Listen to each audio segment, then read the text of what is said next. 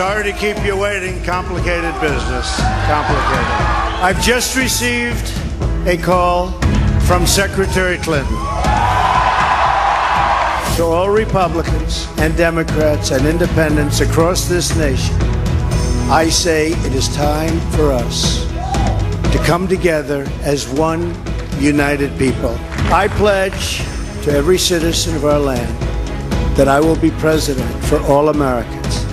Working together, we will begin the urgent task of rebuilding our nation and renewing the American dream. America will no longer settle for anything less than the best. Reclaim our country's destiny and dream big and bold and daring. We have to do that. We're going to dream of things for our country and beautiful things and successful things once again. Boy, find 3 people in Washington who thought that was going to happen. You can't. Story of the century. Good evening and welcome to a special edition of Tucker Carlson Tonight, the show that is the sworn enemy of lying, pomposity, smugness, and groupthink, none of which you will see tonight.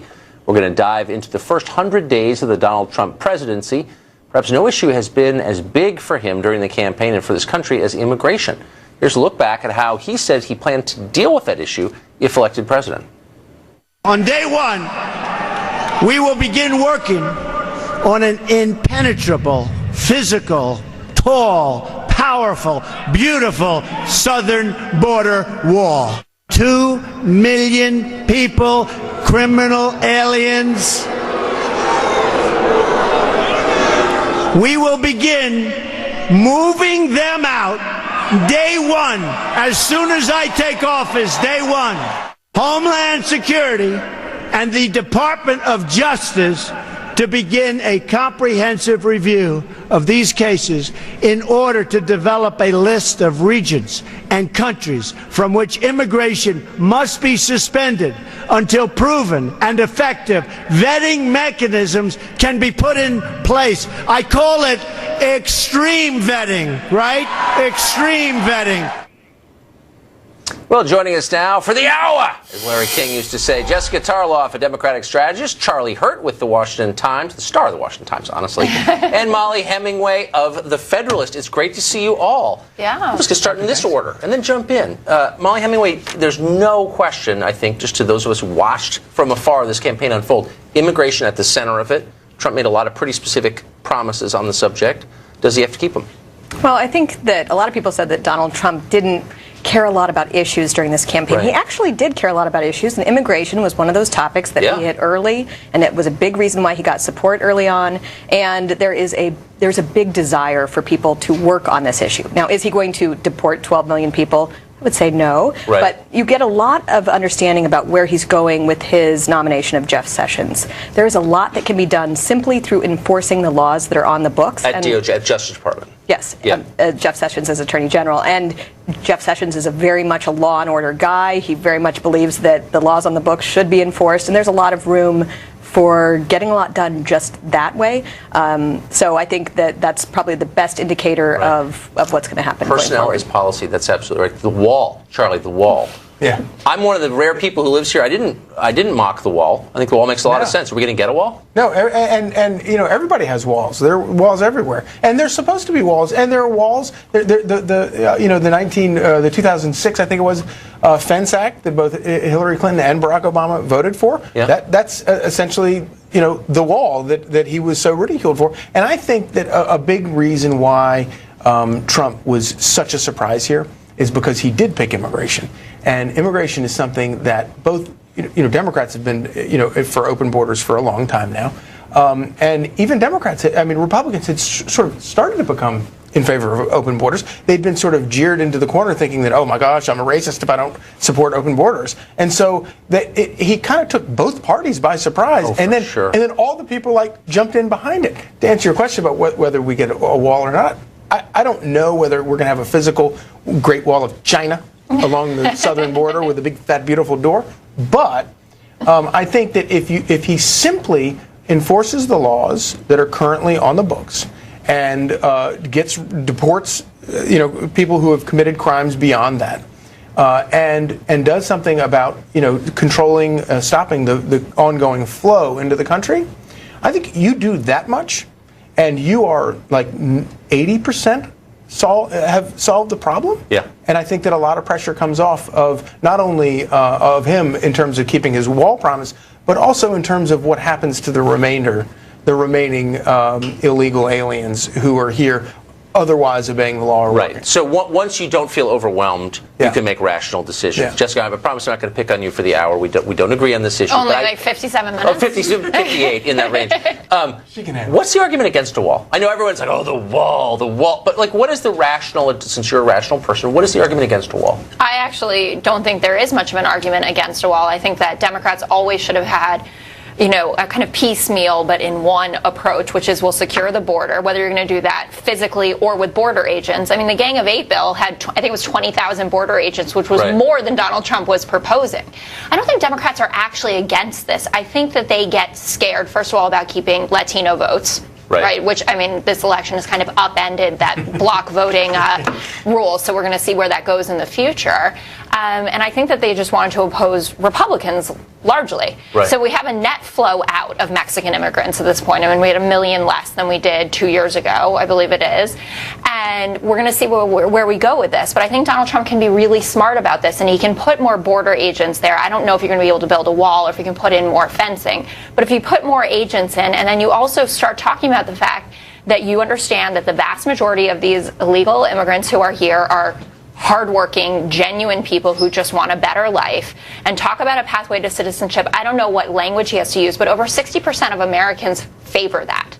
I mean, that's where it's interesting. I mean, the Trump base, build the wall, lock her up, all of that kind of stuff, but the country isn't there, and now he's the president for all Americans. You could solve this problem like tomorrow if you crack down on employers hiring people who are not here legally, it seems to me. There's a lot of pressure not to do that. Pressure from both parties. From the Republicans, really, on that question. Yeah. I mean, it really is a chamber of commerce. And what's the only people that don't have a chamber or don't have lobbyists working on their behalf in that whole argument are American workers. Right, that's totally right, Coach Sheffick. Another area that you could see Trump's impact for decades to come, of course, the Supreme Court. As president, he'll nominate at least one justice, we know that, and perhaps more, perhaps a number more. Here's what he said about Supreme Court appointments throughout his campaign. Watch this.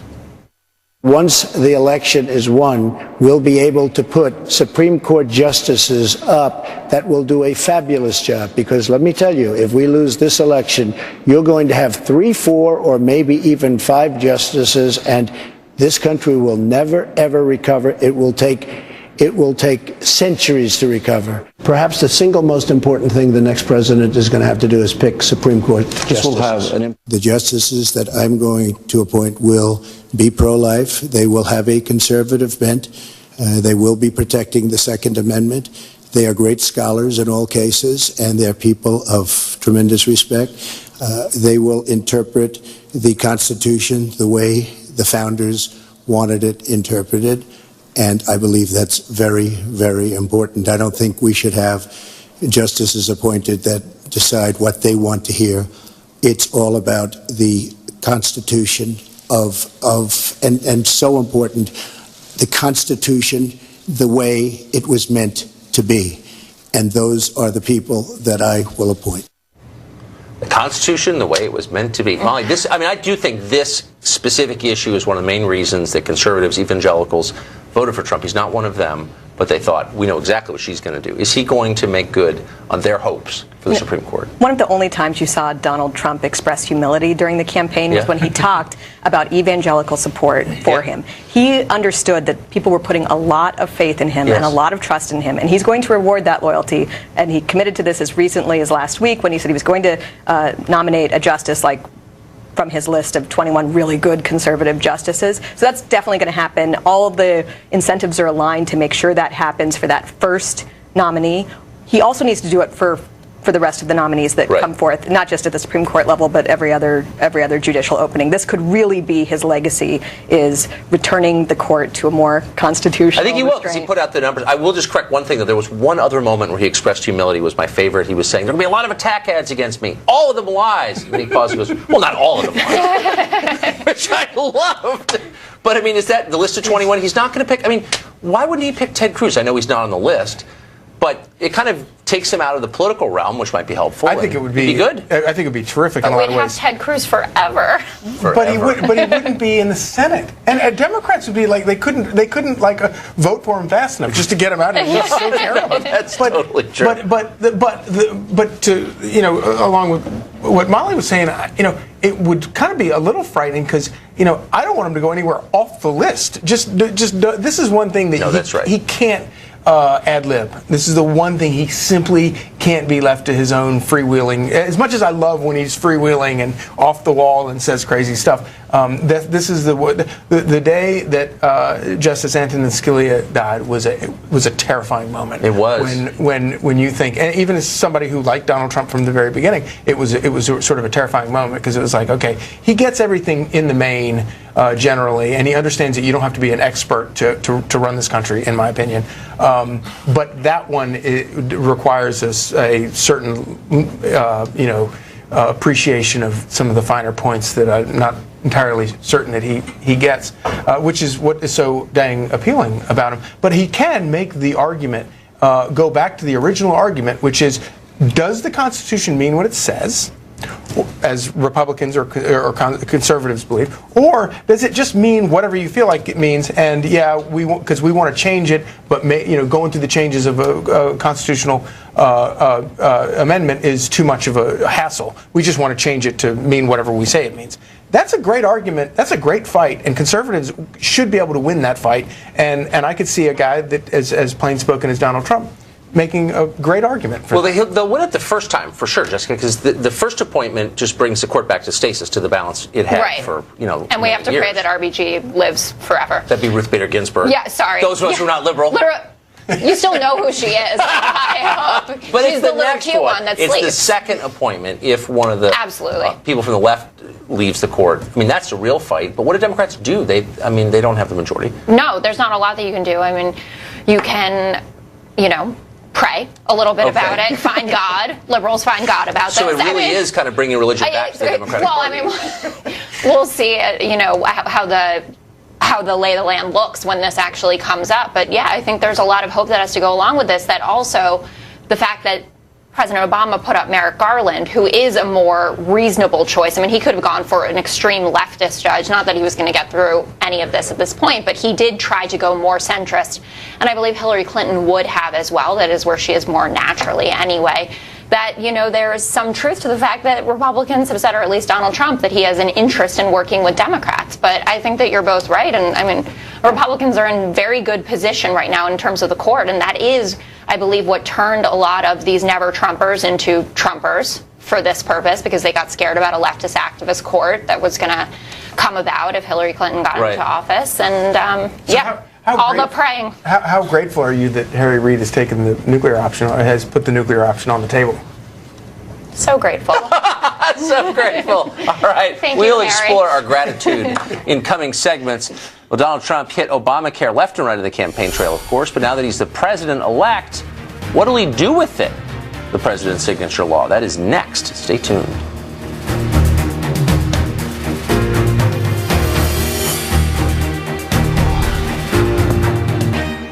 Well, for almost the length of the campaign, Obamacare was a key campaign target for Donald Trump. He promised to repeal and replace it repeatedly, but since winning, that plan appears to have been dialed back a little bit. Here to explain is Fox News correspondent Peter Ducey. The first of the winter holidays is here, and when they're all over, health insurance premiums for many are set to spike, so consumers are curious what the new president will do about it. The one certainty so far seems to be that something will happen quickly. Decisions have been made that by the president-elect that he wants to focus out of the gate on repealing Obamacare and beginning the process of replacing Obamacare with the kind of free market solutions that he campaigned on. The vice president-elect's language there is key because he suggests there could be a little bit of a wait between the Affordable Care Act's repeal and something else becoming a law to replace it. Mr. Trump said recently the gap won't be too long. We're not going to have like a 2-day period, and we're not going to have a 2-year period where there's nothing. It will be repealed and replaced. Obamacare repeal is the first of 7 steps to improve the healthcare system that Mr. Trump lists on his website. Other bullet points include freeing up insurance companies to compete across state lines, allowing customers to deduct the cost of insurance premiums from their tax returns, and letting more people utilize health savings accounts, something long favored by conservative think tanks. The Republican Congress has voted dozens of times over the last few years to get rid of Obamacare, but they haven't been on the same page as the person in the White House until now. So many experts anticipate Speaker of the House Paul Ryan playing a major part in shaping the next big health care law. We are so eager to get to work with our new president-elect to fix America's pressing problems. Something Republicans are wary of right now is canceling popular parts of the Affordable Care Act, like covering pre-existing conditions, but that is something the next president says he's okay with keeping in. Tucker? Oh, the great Peter Ducey, live for us. Thank you. Back with us, Jessica Tarloff, Democratic strategist, Charlie Hurt with the jewel of the Washington Times, honestly, and Molly Hemingway, the main reason to read The Federalist. Okay, so the Obamacare thing, obviously the president-elect is acknowledging that no pre-existing conditions, keeping your kids on to, they're 40 or whatever it is, 26. These are really popular, so he's not going to tamper with them. But if you don't tamper with those two provisions, you really still kind of have Obamacare, don't you? Well, actually, you don't, and most of the plans for replacing Obamacare include those provisions. The thing is, Obamacare is going to die no matter what. I mean, it's going to die under the weight of its own horribly written self, and so something's going to need to happen, and Republicans kind of own this at this point. What will be interesting to see is who President-elect Trump chooses as his lead policy advocate here. Is he going to, or we'll know a little bit more when he names someone for the Health and Human Services, whether that will be the lead policy advocate. Is he going to just defer to Congress? And even there you have differences of opinion. Senator Mitch McConnell has kind of deferred to Bill Cassidy, the senator from Louisiana, who just wants to kind of tinker with Obamacare. Right. The House has much bolder proposals, but even most of them retain keeping 26-year-olds on their parents' health care plan and making some kind of provision for people with pre-existing conditions. So this is one area where we really don't know what's going to happen, except that we know Obamacare is done. Well, yeah, I mean, it is. It's totally unsustainable as a math question, unless you were to repeal math, which they may try to do next session. I would be in favor of that. Yeah, I would. As a liberal arts guy, I'm totally in favor of that. No, but if you tell insurers that they can't account for risk, which is basically what you're doing when you say they have to take people with pre-existing conditions, they're no longer really selling insurance. I mean, I'm not saying they're not doing something virtuous. It's a good deed, but it's not really insurance. Yeah. So once you accept that, why don't we just wind up a single payer? I mean, aren't we going to? I mean, this has been the problem from the beginning with Obamacare. Whether Obamacare fails under its own weight, which I'm sure it will, or not, we've sort of crossed the river. I mean, the government is going to be involved in this, and they're going to be paying for people's health care forever. And the politicians will never take. There's such wusses. They will never take away anything, an entitlement that has been given to people. And so, and that was and this was to me a big argument in favor of Donald Trump, because we've gone with the constitutional conservatives. We've gone. We could have voted for Ted Cruz, who promised us how many times he was going to repeal Obamacare when Obama was still in office. All of it lies. Those Republicans are the ones that were standing around when we got Obamacare. That was the game right there. So yeah, it may be pared back. We had the numbers for it. It wasn't. They got it against their will. Enough minutes to get it done. Yeah, exactly. I mean, we moved quickly. Democrats organize well when we know that we have 10 minutes. All it cost you was the House, the Senate, the presidency, but we still have Obamacare. No, but that's true. That's actually a very deep point. Hey, so now. more seats lost nationally, not just at the federal level, but exactly. And he's so popular. We were just talking about this in the green room. He's the only Obama is so popular, and the Democratic world is crumbling beneath him. It's so strange. It is strange. We're going to get to that. Donald Trump prides himself on making deals, negotiations. That's what he does for a living. So when he changes his mind on policy, should you be surprised? Is it part of the art of the deal? That is next.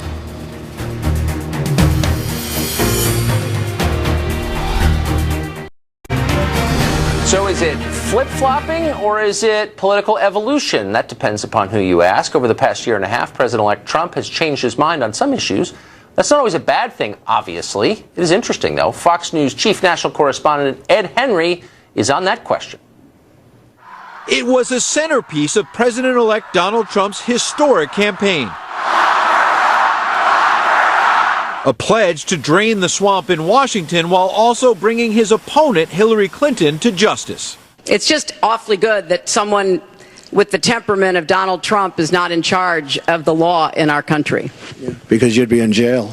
But now Trump's key supporters are concerned the incoming president is backtracking on that promise and others, especially after a meeting at the New York Times where Mr. Trump told their reporters and editors he thinks prosecuting Clinton, quote, would be very, very divisive for the country. Well, so much for locking her up, I guess. I can understand wanting to put the election behind us and heal the nation, but I do hope that all the things that Donald Trump said about how crooked she was, that we just don't let it go without some serious effort to see if the law was truly violated. Senator Lindsey Graham, a longtime Trump critic, cited what he called a mess at the Clinton Foundation and other big problems.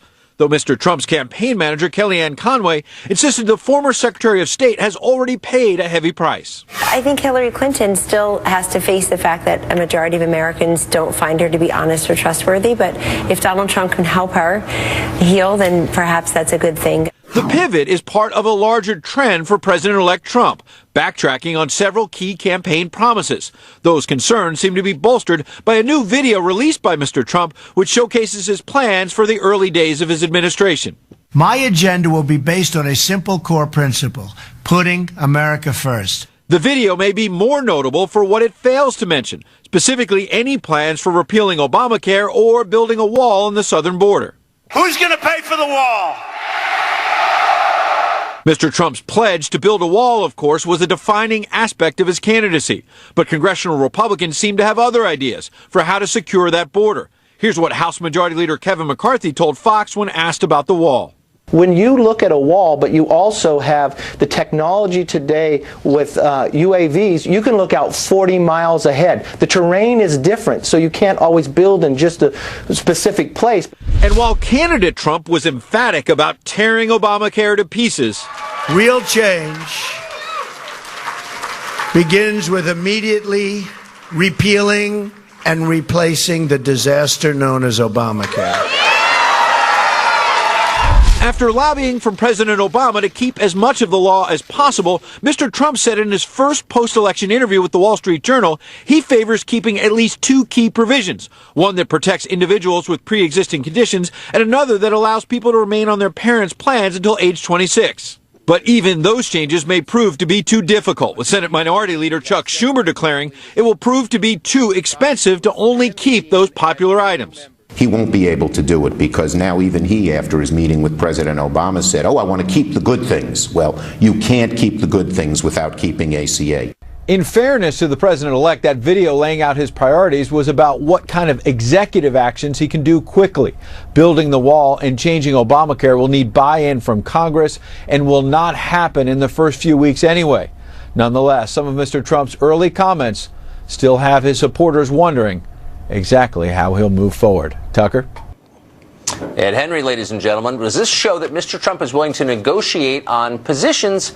Of course it does. The question is, to what extent is he willing? Jessica Tarloff joins us again, along with Charlie Hurt and the great Molly Hemingway. So this ought to be welcome news to you, Jessica Tarloff, part of the loyal opposition to the Trump administration, that he's actually, despite the grotesque and stupid caricatures in the press of him as this right-wing crazy, pretty non-ideological and actually at heart a negotiator.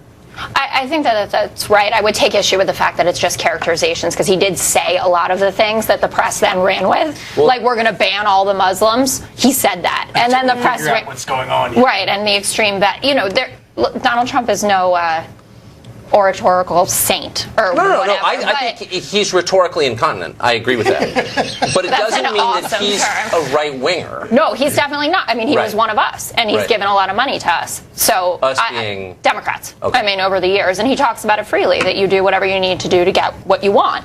But I think this infrastructure bill, this $1 trillion infrastructure bill, if we find out that it's actually infrastructure spending and not just tax breaks for people who, developers, is going to be a great thing. I think on criminal justice reform, which no one's talking about, there's great opportunity with Donald Trump, and he can kind of join the likes of Rand Paul and Tim Scott to get things done. He talked about that New Deal for Black America, which I hope will work out, and we'll see enterprise zones popping up all over the country, like Jack Kemp style.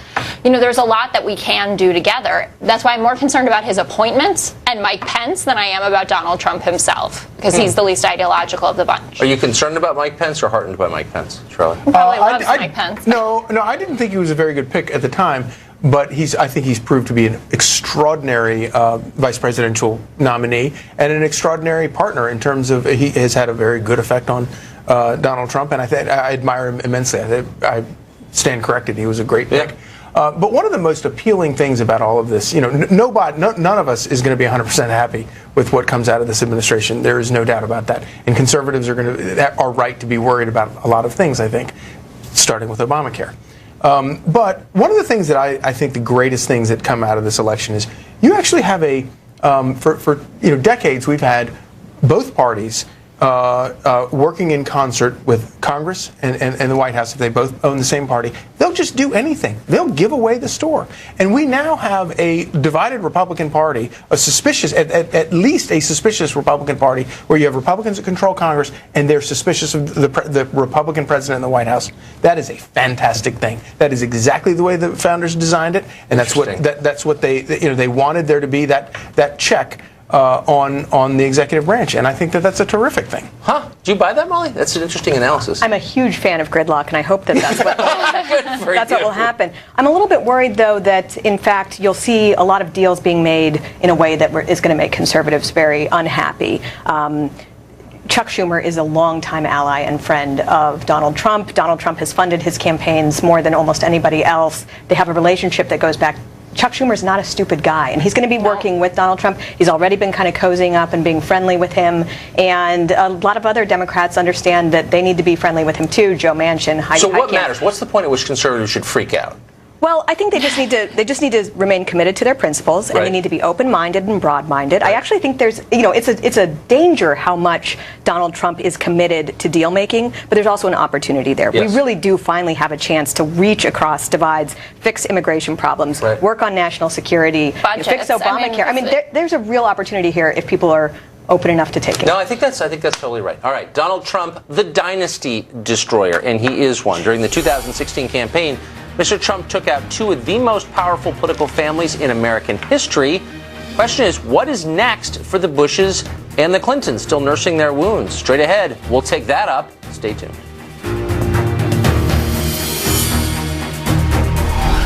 Almost single-handedly, Trump toppled not one, but two American political dynasties, perhaps the most powerful of the last century, the Bushes and the Clintons, of course.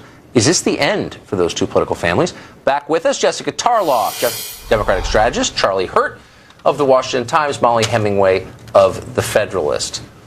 Jessica Tarloff, this man, underestimated by everyone, overturned not simply all of Washington, New York and Los Angeles as well, but the Bushes and the Clintons. I mean, they are gone, unless I'm missing something. You're not missing something. I actually think the effect on the Clintons is a lot greater than it is on the Bushes. I think that there are people who... Because I think that the Clintons had, at this particular moment, kind of further to fall in a certain way. I mean, Bill Clinton is still one of the most overwhelmingly popular figures in, modern American political history, or he was before this. We'll see how the polls look in the next few months. The Clinton Foundation was largely heralded for its great work. Now the narrative is the opposite of that. I saw there was a Daily Caller report about how many fewer donors, I think it was only 5 donors, had come to the Clinton Foundation in the last 3 or 4 months or something, which was well below where it was. And I think that we're talking about that and whether they're actually charitable people, when these are people who committed themselves to public service throughout their lives. I think that's different than the Bushes, who I believe took a principled stand against this non-ideological candidate. And a lot of people felt that way. I mean, they were champions of the Never Trump movement. And I think that Clintons are also flashier than Bushes. They want to be out there. They're more high society types. That's totally right. So I think this hurts the Clintons more than it does I just hurt have the trouble Bushes. believing, Charlie, that considering all the good works it does, ending childhood obesity, ending poverty, ending disease, insect infestations, all the good things that the Clinton Foundation does, that people won't continue to give it money. I mean, it saves lives. Except that the Clintons are involved.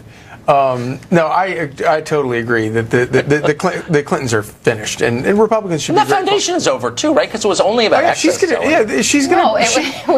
gonna be making speeches for like $20,000, and she's not gonna do it. I mean, all of the everything went out of the. She's gonna be speaking to the Rotary at the Red Lobster on Route 29. But the question about the Bushes, I think, is kind of interesting because I think that they could be finished as well. But if Donald Trump turns his presidency into a disaster with all sorts of questions about back scratching and all the kinds of things that allowed him to beat the Clintons, then I think that the Bushes could survive that and come back. If he does what he says he wants to do, which is make this administration about big things and overhaul the federal government and do a lot of good for the country, I think that the Bushes could be finished. So I understood why the Bush people did, not just the Bush family, the constellation of people around them, didn't like Trump. He was rude to them and rude in general, and stylistically they didn't like anything about him. But I never understood what they were for. Like, what was their program in contrast to Trump's program? Like, right. Well, open borders, more foreign war. Like, I didn't really get what they were for. I think they were really interested in preserving George W. Bush's legacy. Right. And actually, this is why I think that the American people deserve credit for what happened in taking down these two political dynasties. They are the ones who made sure that Jeb Bush was not the Republican nominee. And they're also the ones who made sure that Hillary Clinton is not our next president. And we really need to credit them. This was a renunciation of Bush foreign policy, I think. And this is where we need to be careful about whether the Bushes really are done. There are a couple ways that they could rise up again, and one is that George P. Bush is a very popular office holder in Texas, and he is a rising star. And he stayed with Trump.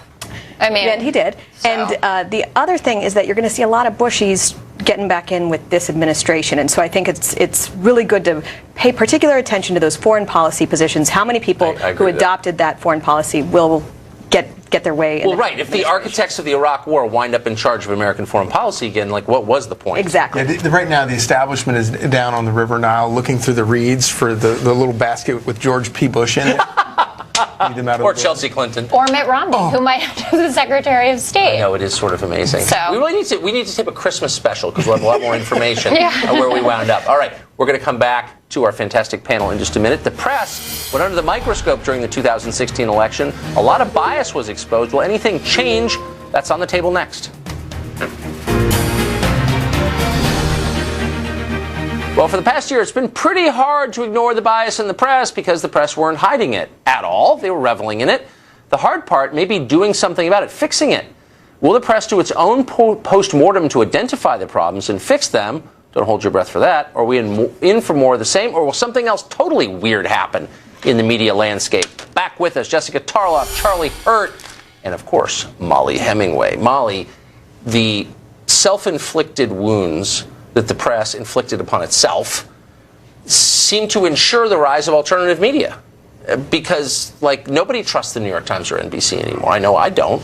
Well, the media really did a horrible job this year, and they haven't even come close to coming to terms with what a bad job they did. They've kind of admitted that they read the polls wrong. That was not the problem. The problem was every single way that they covered this campaign from the beginning to the very end. You know, the way they treated Trump voters, the way they treated Clinton and her voters, just not understanding anything about the dynamics of this race. And they have a chance to recover if they come to terms with how much they failed. They have shown very little indication that they're willing to do that. Earlier this week, Christiane Amanpour accepted an award. Journalists are always giving each other awards, and I don't quite understand that, but accepted an award where she kind of tripled down on all the things that everyone had gotten wrong during this election season. And so it's troublesome, and I'm worried because they need to start reporting facts instead of pushing narratives, and they need to do that by, 20 years ago. I do think, if I can just call you out on overstatement, I don't think calling Christiane Amanpour a journalist is exactly correct. She's a commentator. But there really need to be systematic changes for our media. And one thing she did get right, Amanpour got right, was that Donald Trump has figured out how to completely bypass the media. Yeah. And that is good that journalists start to come to terms with how they no longer hold this role as gatekeeper. And it is even more incumbent upon them to restore some credibility and provide some value to the American voter, or else they're going to be completely meaningless. I think it is. I mean, that is kind of the story. The press has much less power than we imagined they did, and I don't think that's necessarily good. As loathsome and indefensible as they are, Don't you want some commonly recognized source of credible information? Oh, absolutely. But, the alternative, as we saw in this election, is atrocious. Well, it is. And as you say, it's not just the alternative media that cropped up in this. By the end of it, Donald Trump had reached like almost this sort of Ronald Reagan stature in terms of being able to go over the press, over the media, and talk directly to people, whether it's with his, his beautiful Twitter account or whatever. He was talking directly to people. And what was so interesting about it is that people would come up with these stories about him, just slandering him. And every single one of those things seemed to kind of sheathe them in Teflon, so that the next one just kind of bounced off. Right. So the more ludicrous the attacks, the more inoculated against future attacks. So I think most people in Washington assume that once he actually becomes president, inauguration in January, he'll stop with the tweeting, everything will go right back to normal, have the White House briefing every day, some credible person will be like, I'm the press secretary.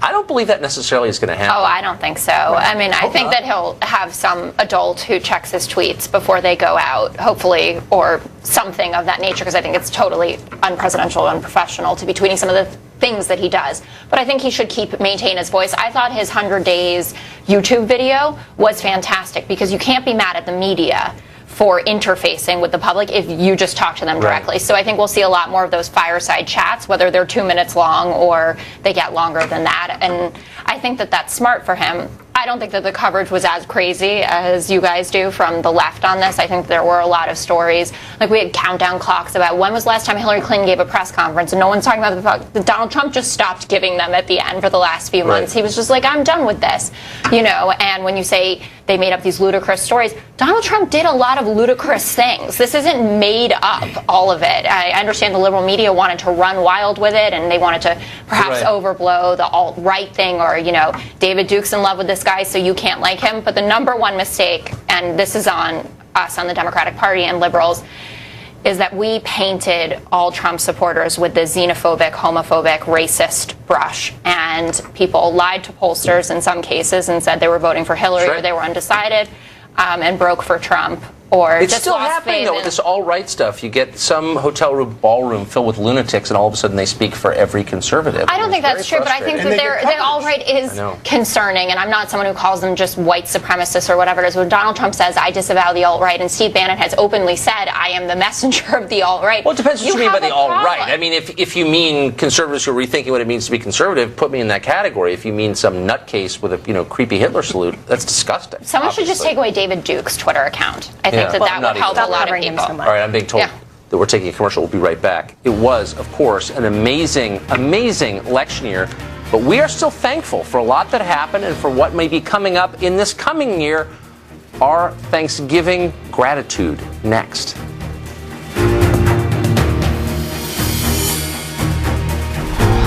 Who did not make me feel even worse than I already did on election night. No one rubbed it in my... Some guy outside of Fox started chanting "lock her up" at me and asked if I was ever going to be on television again, so that wasn't great. But I think that this is the thankful segment. Fine, I take it back. Thank family and friends and kind colleagues. Good for you. Yep. Charlie Hurt? Yeah, no, definitely family and all that. But another thing that I am absolutely thankful for in a political sense is that we do have a government of separated branches where they are jealously guarding their turf.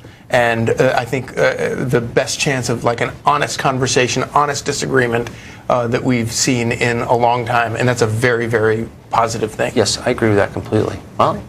I'm actually thankful this week for a friend of mine who I'm celebrating her life. She was buried earlier this week, Barbara Pauling. She was a member of my congregation, and she just faithfully served her community for decades. And I think on Thanksgiving, it's a good reminder. Her work included so much reconciliation between people, and I think as we sit down and have dinner with people who we might not all agree with, it's a good model to think about being peacemakers in our community and learning to love our neighbors even if we have political differences. If you came out of her funeral feeling inspired, that says a lot about her. That's pretty great. Well, I'm thankful for my neighborhood. I live in D.C., lived here a long time. No one on my block agrees with me. They're all wacko liberals. Every Prius on my street has an Obama sticker on it. They come that way from the factory, but they haven't scraped them off. And yet I like them all. And so it's this weird little biosphere where even though we hate each other's political views, every single person is nice. And when we're gone, they pick up my newspaper and my mail. And it's just a reminder that politics isn't everything. And I'm just really grateful to come home to that every night. That is nice. That's powerful. Not powerful, but No, it's a big I'm not deal. getting funny. I actually always think that, no matter how crazy it is. I go back, and I think they all think that I'm secretly liberal because they like me, so they can't imagine I actually believe what I believe. I felt that way since I met you. We as a country are so much greater than our politics. It's true. And it's important to remember that. It's totally right. That is a deep and true point. I hope we all remember that. Thank you all. You were excellent. Jessica, Molly, Charlie, that is about it for us on the special edition of Tucker Carlson Tonight. You can tune in every weeknight at 7 as we get back to the very basics. Happy Thanksgiving to you and your loved ones. Good night, and we will see you next week.